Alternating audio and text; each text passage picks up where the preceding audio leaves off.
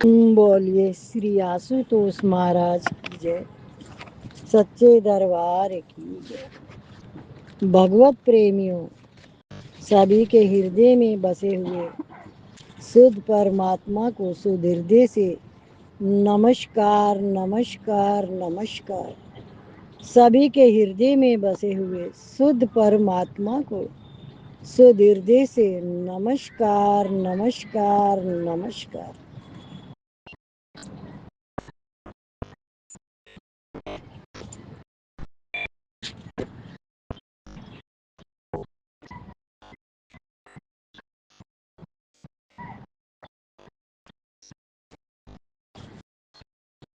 पता नहीं कहाँ था, ये गिर गया आज।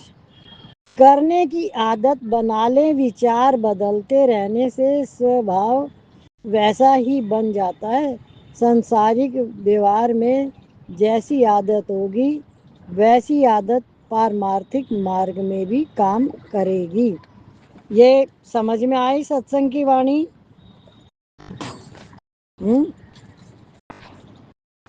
नहीं आएगी। जैसा स्वभाव होगा वही आएगा, ऐसा नहीं। हमारा जैसा स्वभाव आएगा वही स्वभाव सत्संग पारमार्थिक काम है। पारमार्थिक मार्ग, जो परमात्मा की तरफ तुम्हारा मार्ग अगर है, वो तुम्हारा स्वभाव बन गया अगर, तो वो सत्संग में भी काम आएगा। इसलिए अपने मन को विषय विकारों से हटाएं और सत्य मार्ग में लगाएं। सत्य मार्ग क्या है?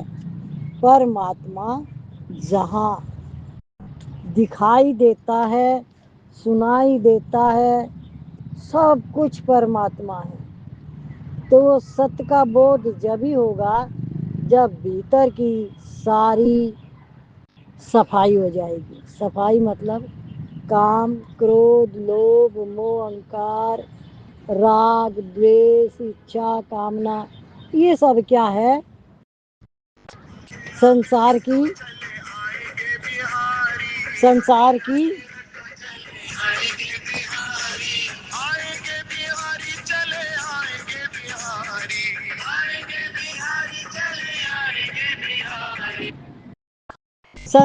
की सारी बातें क्या है ये हमारे जीवन में कि मन को अशांत करने वाली। जितनी भी संसार में इच्छा कामना होगी उतना ही मन भटकेगा। और कर आप मन को शांति के लिए कर रहे हो सब काम, कि मुझे खुशी मिले, शांति मिले, मेरी वाह वाह हो, सब काम इसलिए कर रहे हो, पर होता उसका उल्टा है। क्यों? जो संसार की वाह वाही है वो एक क्षणिक कोई ने मुंह से कह दिया और आपका अहंकार बढ़ गया और आप अपनी स्थिति से नीचे आ गए। क्या स्थिति से नीचे आ गए? जैसे ही कोई आपकी मान बढ़ाई करेगा वैसे ही आप गिरने शुरू हो जाओगे। मान बढ़ाई की कभी भी इच्छा ना रखें, किसी से सुख की इच्छा ना रखें। कोई आपको सुख दे नहीं सकता। आप अंदर में ही आनंद स्वरूप हो, सुख से भी ऊपर। पर वो आनंद आपको कब मिलेगा? जब उस आनंद कोष को आप अंदर में उसको ध्याओगे, उसके अंदर जाओगे। जैसे जब तक हम छत के नीचे घर में गए ही नहीं तो हम आंधी तूफान बरसात और सर्दी गर्मी से कैसे बचेंगे? जब जाएंगे जब भी बचेंगे ना घर के अंदर। ऐसे ही आनंद कोष जो हमारे अंदर है वो जब ही आनंद देगा जब हम उसके पास जाएंगे, उस आनंद को पाएंगे। और वो कैसे मिलेगा? अपने भीतर जाने से। जब मोह माया ममता इच्छा राग द्वेष क्रोध लोभ इन शत्रुओं से आप बरी हो जाओगे। और आपके अंदर ये शत्रु हैं। जब तक आपको किसी ने गुस्सा दिलाया ही नहीं, तो आप सत्संग में तो आराम से कह सकते हो अब मुझे गुस्सा नहीं आता। कह सकते हो ना यहाँ के। क्यों? यहाँ तो आपको कोई कहेगा ही नहीं कुछ भी, तो आप बड़े आराम से कह सकते हो। घर में गए आप, काम वाली भाई 2 घंटे लेट आई, आपने उसको बोला तो उसने भी आपको बोला और आपको गुस्सा आ गया। किसके सामने गुस्सा आ गया? क्या आपने उसको खरीद रखा है? तो गुस्सा क्यों आया? क्योंकि वो आपके अंदर था। तो वो जब विषय बने तो वो बाहर आए। जब तक कोई विषय ही नहीं बनेगा तब तक तो आप कहोगे मेरे अंदर तो क्रोध अब है नहीं।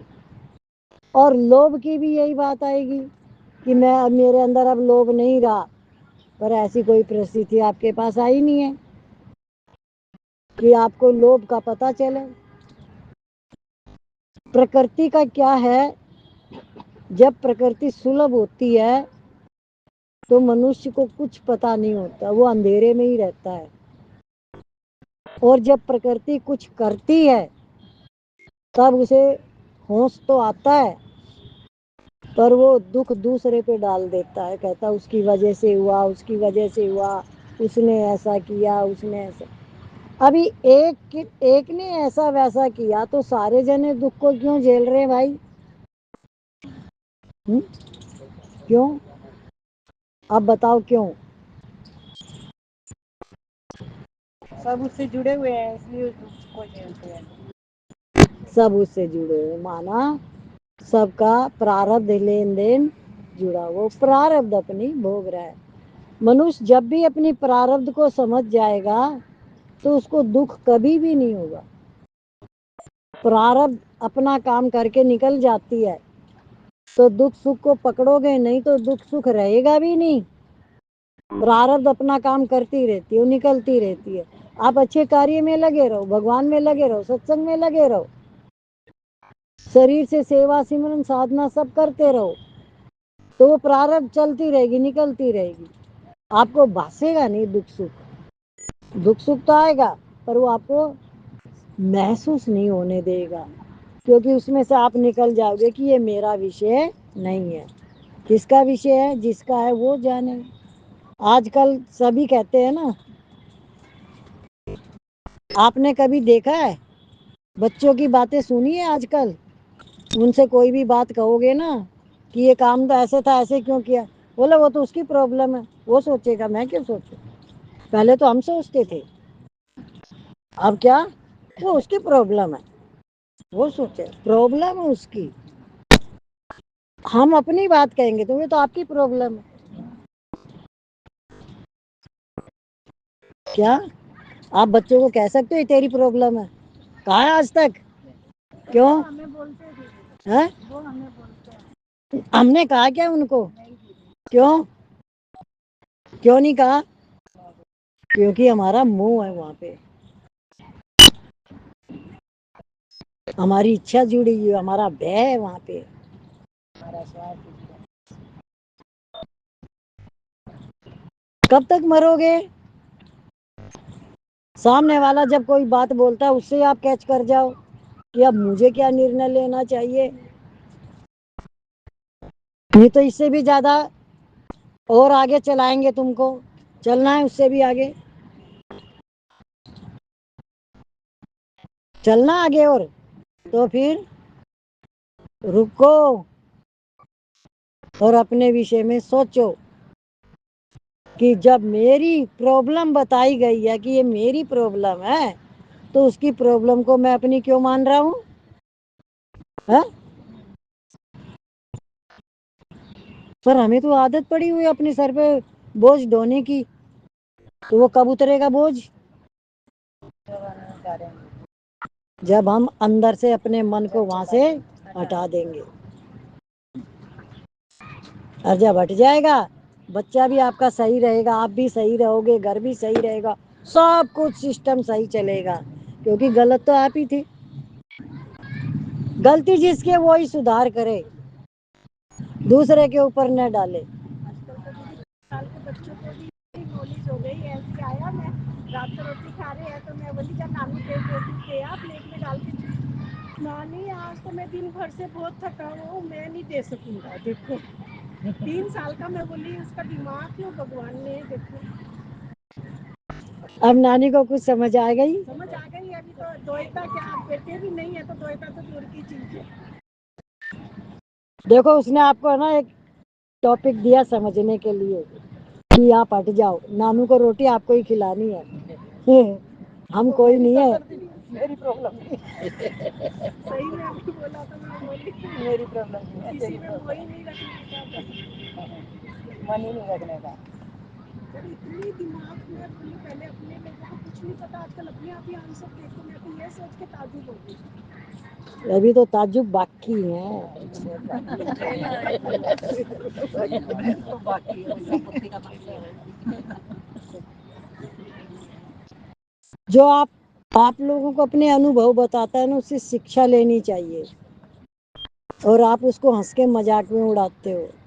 सबकी जिंदगी एक जैसी होती है, उसको खाली झेलने का तरीका सबका अलग अलग होता है। जो झेल के निकलता है वो आपको बताता है कि इस रास्ते से मत जाना। जैसे एक गुरु और एक शिष्य जा रहे थे, तो गुरु जी ने कहा तू यहाँ से मत जा, ये रास्ता सही नहीं है, मेरे साथ इस रास्ते से चल। बोला नहीं नहीं आप जाओ, मैं तो इसी रास्ते से जाऊंगा। तो उसने गुरु की बात नहीं मानी और वो दूसरे रास्ते से चला गया। तो वहाँ पे लड़ाई झगड़े हो रहे थे, आग लगी हुई थी, पिट गया वो भी। तो आगे जाके दोनों एक हो गए, मिल गए, एक रास्ता, वो रास्ता खत्म हो गया जब। तो बोला क्या हुआ, तुम रो क्यों रहे हो? बोला वहाँ झगड़े हो रहे थे, मार पिटाई हो रही थी, आग लगी हुई थी, उन्होंने मुझे भी पीट दिया। बोला मैंने कहा नहीं था इस रास्ते से मत जा, इस रास्ते से चल, मानी तूने मेरी बात?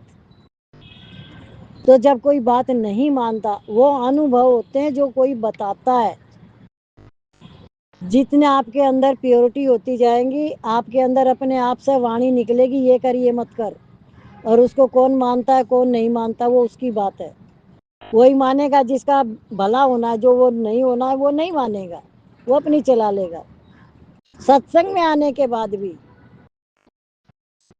तो ये सारा खेल एक तमाशा रंगमंच, जहाँ पर खेल हो रहा है, अनाड़ी उसमें फंस जाता है। और शतरंज का खेल देखा है किसी ने? एक राजा एक रानी, प्यादी हाथी घोड़े हैं, और कौन किसको हरा, हाँ वजीर, कौन किसको हरा देता है, कौन क्या कर देता है, कौन बेईमानी कर रहा है, कोई ईमानदारी से खेल रहा है। देखते हो ना सब कुछ। तो ये संसार भी वही है। इसमें सबसे ज्यादा आपको ठगने वाला है आपका मन। जब आपको कोई सामने ठगने आता है ना, तो वो मोह वाला होता है, तो आप बिल्कुल अपने आप को आगे कर देते हो, ले मेरी गर्दन और कुछ भी कर दे इसका। अपने आप का भी बचाव नहीं करते उस समय। क्यों? अब इस बात को आप बस थोड़ी सी देर याद रखोगे। क्यों? वो मोह तो खत्म होने वाला नहीं है। और ये बात तो समझ में नहीं आएगी कि ये अनुभव की बातें, ये सत्संग की बातें हैं, तो इनको मेरे चित्त पे धारण करना चाहिए मुझे, ये मेरे काम की चीज है। अगर ऐसा आप सोचोगे तो आपका मुंह कट जाएगा, मुंह कट जाएगा तो आप बच जाओगे। तो आपको बचना है तो आप सत्संग की वाणी को चित्त पे धारण करो। अपने बल से निराश हो जाए, पर भगवत प्राप्ति से कभी निराश नहीं होना चाहिए। भगवत प्राप्ति भाव के अधीन है, बल के अधीन नहीं। अपने यत्न से हार गए, पर तत्व प्राप्ति से नहीं। हमें तत्व को प्राप्त करना ही है, चाहे प्राण चले जाएं। इस प्रकार अपने लक्ष्य पर अटल रहना साधक के लिए बहुत लाभदायक है। देखो अभी भी कितने नाटक आते हैं, पिक्चरें आती हैं, लोग आपस में बातें भी करते हैं, तब भी कहेंगे सीता जनक दुलारी और राजा के घर राम के साथ शादी होके आई, उसको कितने कष्ट मिले, है ना। बार बार ये बात का चिंतन करते हैं लोग, जब भी बात करते हैं आपस में। तब किसी को भी पता है सीता को कभी कोई कष्ट नहीं मिला, आज भी सीता है, ये सारा जगत सीता है, सारा जगत राम है, ये उनमें समझ नहीं है। क्या? सिया राम मैं सब जग जानी, करहूं प्रणाम जोर जुग पानी। रामायण में चौपाई है ये। तो सिया राम को तो कोई कुछ कह ही नहीं सकता। ऐसे ही जब आपको बोध हो गया, तत्व बोध हो गया, तो कहने वाले ने अपना नुकसान कर लिया। जिसने भी आपको कुछ भी कहा, आपका कुछ नहीं जाने वाला है। कभी भी क्रोध मत करो किसी के ऊपर। जो बोला चुप, आपके लायक कुछ काम है कर दिया। बिल्कुल भी उस फसेड़े में फंसो ही मत, वो तुम्हारा लेन देन ही नहीं है, वो भगवान का लेन देन है। तुमने अपना मान क्यों रखा है, है?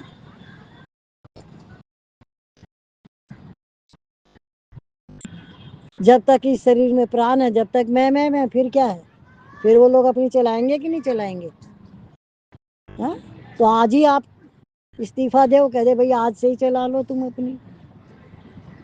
ऐसा हो सकता है मन में, पर अपने शहनशाही में कोई फर्क नहीं आए। शहनशाही का मतलब कि किसी से मुझे कुछ लेन देन नहीं है। किस बात से? राग द्वेष काम क्रोध लोभ मोह अहंकार इच्छा। बाकी व्यवहार में कोई कमी नहीं रहनी चाहिए, व्यवहार शुद्ध होना चाहिए। सत्संग की वाणी समझ में न आए तो पूछना चाहिए, इन दोनों बातों का अर्थ किसको समझ में नहीं आया? हाँ तो सब ने कर दी, पर समझ किसको आया? आया किसी को समझ? दीदी आपने बोला कि शहनशाही में कमी नहीं आनी चाहिए। हाँ, तो मतलब कमी नहीं आनी चाहिए, मतलब काम क्रोध लोभ मोह नहीं आना चाहिए उस। आप जहाँ से हट रहे हो उनके प्रति ईर्ष्या राग द्वेष नहीं आना चाहिए। आप शहंशाह हो। फिर जब ही तो शहंशाह बनेगा। और जब आपके अंदर ये शत्रु है तो आप शहंशाह कहाँ हो? फिर तो आप और भी अपना बड़ा नुकसान कर रहे हो, तो शहंशाह बन ही नहीं सकते। शहंशाह जब ही बनेगा जब बरी हो जाएगा, फंसा हुआ है तो बरी नहीं हो सकता। बाकी जो सब चुप है, सबको समझ में आ गया? नहीं आए तो पूछना चाहिए। सत्संग में हमेशा अलर्ट होके बैठो, किसी चीज का कोई सहारा मत लो, क्योंकि हमारे अंदर तमोगुण आता है जब भी हम किसी चीज का सहारा लेते हैं तो, और वो हमारे अंदर वाणी नहीं जाने देता। पता ये बात जानते हो? जी आपने ही बताया सत्संग में कब कोई यूं हाथ करके बैठ जाता है, समझो वो आलस में आ चुका है।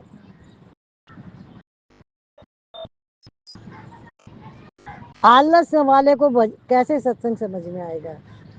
जिसका ध्यान ही नहीं है वाणी में।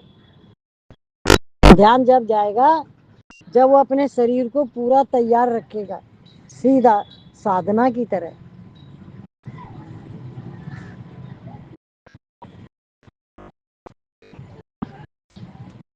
भोग और संग्रह में आसक्ति होने के कारण अटल निश्चय नहीं होता। साधक के मन में न भोगों की गरज कामना आसक्ति राग हो। देखो ये आ गया ना, वही सब बातें सुन लो अब। आसक्ति राग हो, न संग्रह की गरज हो। मन के लगने की अपेक्षा बुद्धि का लगना श्रेष्ठ है। एक निश्चय होना ही बुद्धि का लगना है। मन लगने से सिद्धियां प्राप्त होती है। मन को लगाना कठिन है, पर बुद्धि को लगाना सुगम भी है। और श्रेष्ठ भी। मैं अमुक का शिष्य हो गया, मैं अमुक पति की हो गई, ये बुद्धि का लगना है। दृढ़ विचार खुद को ही करना पड़ेगा। कल्याण तब होगा जब आपकी खुद की लगन हो। परमात्मा सब जगह मौजूद है। ग्राहक चाहिए, खंबे कई हैं, पर प्रहलाद चाहिए, भोजन तो दूसरा दे देगा, पर भूख खुद की होनी चाहिए। सत्संग करते करते भूख भी लग जाएगी। चाहना हमारी होनी चाहिए। बच्चे की चाहना हो तो माँ के स्तन में दूध आ जाता है। हमारा विचार दृढ़ होना होगा तो सभी हमारे सहायक हो जाएंगे। आप देखो हमारे अंदर, हम बचपन से क्या देख के आते हैं कि जब शादी हो गई तो वो पति रहेगा और वो ही पत्नी। आजकल के बच्चे साल भर शादी नहीं चलाते, 6 महीने नहीं चलाते। क्यों? उनको धर्म से कोई लेना देना नहीं है, उनके अंदर कोई संस्कार नहीं है। लड़कियां बाहर निकल गई, लड़कों के साथ रहती हैं, कौन सा धर्म रह गया? तो शादी करके उस लड़के में तो 1000 कमी है, क्योंकि वो तो मार कूट करके ही आई है, बार मार मार मार। समझ गए? आपस में मारा मारी करते हैं ये बच्चे, और वो आदत हो जाती है उनकी। फिर वो आके गृहस्थी कैसे बसाएगी, तुमको रोटी कैसे खिलाएगी? घर को नरक बना देती है। समझ में आ रही है? अब आप चाहते हो लड़के की शादी हो जाए, बहू आ जाए, वो बहू नहीं आएगी। समझ के रहना। आप अपने लड़के को भी बचा के रखो, वो बहू नहीं आएगी। हाँ, 100 में से 20 अच्छे भी निकल आएंगे, 80 नहीं निकलेंगे। ये जमाना है अब। पहले एक ही जमाना था, जिससे शादी कर दी वही तुम्हारा पति रहेगा। उसके बाद तो पाप है सोचना भी। जब हमने गीता रामायण ये सब पढ़ी तो मन की भावना में भी पाप है, मन की भावना में भी। क्या? मन से भी किसी दूसरे का चिंतन करें पर उसका तो वो भी पाप है। वो सती का बताया ना कि उसको राम के ऊपर शंका हुई और सीता बन के चली गई। भगवान ने त्याग कर दिया, भोलेनाथ ने, कि वो मेरा आराध्य है, मैं तो उसकी पूजा करता हूँ। तो अब तू मेरी क्या बन गई? माँ। सीता का रूप धारण करा तो माँ बन गई। त्याग कर दिया तो भगवान ने सती का त्याग कर दिया।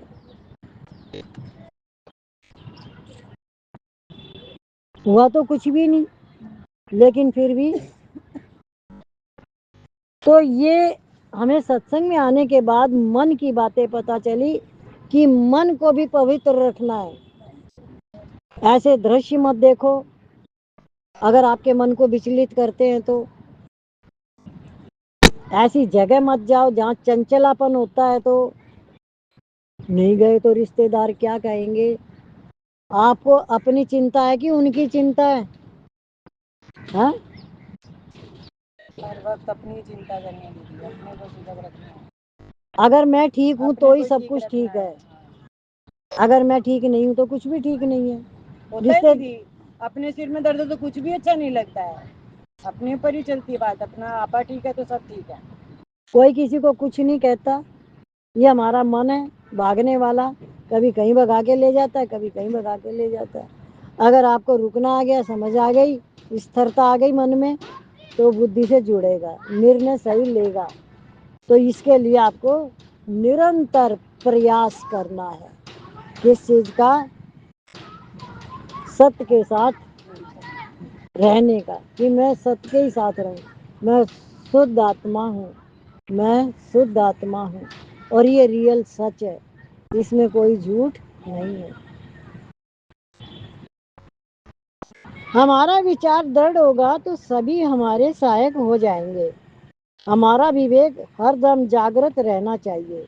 नाशवान तथा अविनाशी के विभाग को भी जानना है। और कर्तव्य अकर्तव्य के विभाग को भी जानना है।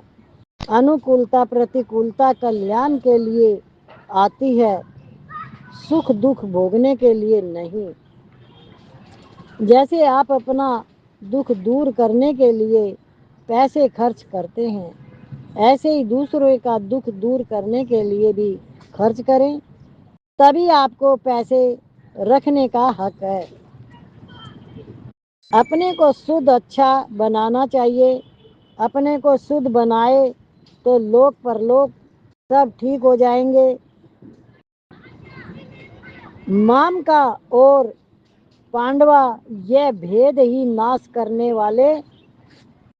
वाला है। अंत में विजय उसकी होती है जो धर्म का ठीक पालन करता है। धर्म का बल ही बल है। न्याययुक्त मनुष्य के भीतर जो बल रहता है वह न्याय के भीतर नहीं रहता। देखो, ये जो वाणी चल रही है इसमें आपको समझना है, अगर आप भीतर से शुद्ध पवित्र है, न्याय के साथ चल रहे हैं, सत्य के साथ चल रहे हैं, तो कोई भी बात है, कुछ भी है, आपको कोई भी आके क्या भी कहेगा, पर आपकी धारणा शुद्ध है तो वो धारणा वैसी ही रहेगी शुद्ध, कि आप अंदर से हिलेंगे नहीं। आप कहेंगे मैंने ऐसा कुछ नहीं किया। जब मैंने ऐसा किया ही नहीं तो इसका परिणाम जो आएगा तो अच्छा ही आएगा, मेरा तो भला ही होगा। क्या बार बार यही बोलने का कि मेरा तो भला ही होगा? आप भीतर से सही हो, सही हो सब तरह से, तो आपको कोई भी हिला नहीं सकता, गिरा नहीं सकता, कुछ नहीं। क्योंकि गिराने वाले भी आप ही हो अपने आप को, उठाने वाले भी आप ही हो अपने आप को। आपको दूसरा कोई कुछ नहीं कहता। कोई कान में फूंक मार के जाएगा, आप उसकी बात जब ही मानोगे जब आप कमजोर हो, नहीं तो आप क्यों मानोगे? कहते हाँ ठीक ठीक ठीक, बहुत अच्छी बात, और करो वही जो आपको ठीक लगता है। तो ये जो संसार का विषय है, ये संसार सच्चिदानंद ईश्वरीय सृष्टि है। एक ही बात बार बार ध्यान करते रहना कि ये संसार मेरा नहीं है, मैं संसार नहीं हूँ, मैं शुद्ध आत्मा हूँ। ये ईश्वरीय सृष्टि है, परमात्मा का लेन देन, और मैं उसकी रजा में रहूं, उसके कहने में चलूं, ऐसा अपने आप को बोलते रहो। क्या बोलना है?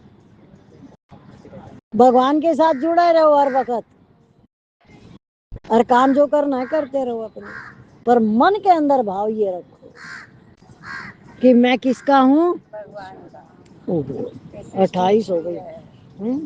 सृष्टि ईश्वर की है। जो सच है वही कहना है। क्या सच क्या है?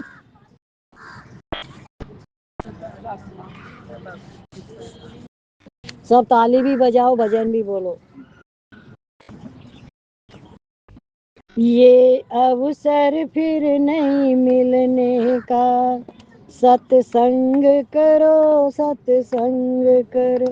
ये अवसर फिर नहीं मिलने का, सत्संग करो सत्संग करो। ये वक्त नहीं हिल डुलने का, ये वक्त नहीं हिल डुलने का, सत्संग करो सत्संग करो। सत्संग करो सत्संग करो, सत्संग करो सत्संग करो। चाहे सारी दुनिया ठुकराए, चाहे सारी दुनिया ठुकराए, चाहे धन संपत्ति सब लुट जावे, चाहे धन संपत्ति सब लुट जावे, चाहे थाली लोटे बिक जावे, चाहे थाली लोटे बिक जावे। सत्संग करो सत्संग करो, सत्संग करो सत्संग करो। चाहे तन में अधिक बीमारी हो, चाहे तन में अधिक बीमारी हो, प्रतिकूल चले नर नारी हो, प्रतिकूल चले नर नारी हो, माने ना बात हमारी हो, माने ना बात हमारी हो, सत्संग